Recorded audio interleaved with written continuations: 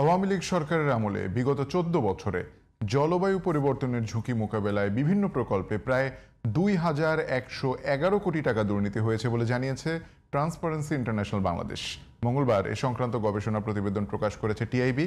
এতে বলা হয়, নিজস্ব স্বার্থ সংশ্লিষ্ট প্রকল্প অনুমোদনের জন্য পরিবেশ, বন ও জলবায়ু পরিবর্তন বিষয়ক মন্ত্রণালয়ের তৎকালীন মন্ত্রী ও প্রতিমন্ত্রী রাজনৈতিক হস্তক্ষেপ করতেন। আমলাতান্ত্রিক জটিলতা ও সমন্বয়ের ঘাটতির কারণে ২০১৬ সালে বিশ্ব ব্যাংক সহ আন্তর্জাতিক দাতা সংস্থার ১৩ মিলিয়ন পাউন্ড সহযোগিতা প্রত্যাহার করা হয় বলেও তুলে ধরা হয়েছে টিআইবির প্রতিবেদনে। রফিক মাহমুদের রিপোর্ট। ক্ষতিকারক বিভিন্ন পদার্থ নিঃসরণের মাধ্যমে ক্রমাগত পরিবেশ দূষিত করে চলেছে বিশ্বের উন্নত দেশগুলো।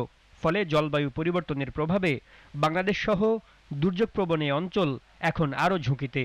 পরিবেশগত পরিবর্তনের এই অভিঘাত মোকাবিলায় প্রতি বছর বাংলাদেশের দরকার ১২.৫ বিলিয়ন মার্কিন ডলার। কিন্তু জাতীয় ও আন্তর্জাতিক তহবিলের মাধ্যমে ২০১৫ থেকে ২৩ সাল পর্যন্ত বছরে গড়ে পাওয়া গেছে ৮২.২ মিলিয়ন ডলার, যা প্রয়োজনের তুলনায় একেবারেই নগণ্য। মঙ্গলবার ধানমন্ডিতে নিজস্ব কার্যালয়ে গবেষণা প্রতিবেদন প্রকাশ অনুষ্ঠানে টিআইবি বলছে, এই পরিমাণ বরাদ্দেও বাংলাদেশে গত ১৪ বছরে হয়েছে মহা দুর্নীতি। অভিঘাত মোকাবেলায় আনা প্রকল্প অনুমোদনে ঘুষ বাণিজ্যের পরিমাণ ১৭৫ কোটি টাকা। যোগসাজশ, ঠিকাদার ও সাব কন্ট্রাক্টের দুর্নীতি হয়েছে ৬০০ কোটি টাকা। প্রকল্প পর্যায়ে অর্থ আত্মসাৎ ১,২৮১ কোটি টাকা। পরিবীক্ষণ কর্মকর্তারা ঘুষ বাবদ লুট করেছেন ৫৪.৪ কোটি টাকা।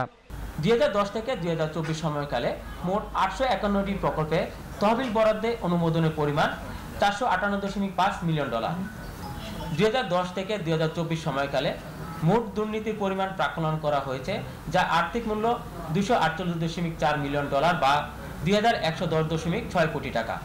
টিআইবির নির্বাহী পরিচালক ডক্টর ইফতেখারুজ্জামান বলেন, রাজনৈতিক হস্তক্ষেপে লুটপাট করা হয়েছে এসব বরাদ্দ। ফলে জলবায়ুর কারণে ক্ষতিগ্রস্ত মানুষ হয়েছেন বঞ্চিত। যে সমস্ত অঞ্চল জলবায়ু পরিবর্তনের কারণে সবচেয়ে বেশি ঝুঁকিপূর্ণ, সেখানে অর্থ ব্যয়িত হওয়ার কথা ছিল, সেটা হয় নাই। রাজনৈতিক বিবেচনায়, দলীয় রাজনৈতিক বিবেচনায় অর্থায়ন হয়েছে, সেটি আপনারা ম্যাপেও দেখেছেন, পরিসংখ্যানও দেখেছেন। যার ফলে যারা ক্ষতিগ্রস্ত, যারা বিপদাপন্ন, তারা তো পায়নি অর্থ, বরং এক শ্রেণীর স্বার্থান্বেষী মহল, রাজনৈতিকভাবে প্রভাবশালী মহল সেই অর্থ আত্মসাৎ করেছে, বাস্তবে লুটপাট করেছে। তাই পরিবেশ ও জলবায়ু সংক্রান্ত প্রতিষ্ঠান ঢেলে সাজানো, ক্ষতিগ্রস্ত মানুষের জন্য বরাদ্দ বাড়ানো ও সুষ্ঠুভাবে প্রকল্প বাস্তবায়নের স্বচ্ছতা ও জবাবদিহিতা নিশ্চিতের ওপর জোর দিয়েছে transparency international Bangladesh TIB. Rafiq Mahmud, GTV news, Dhaka.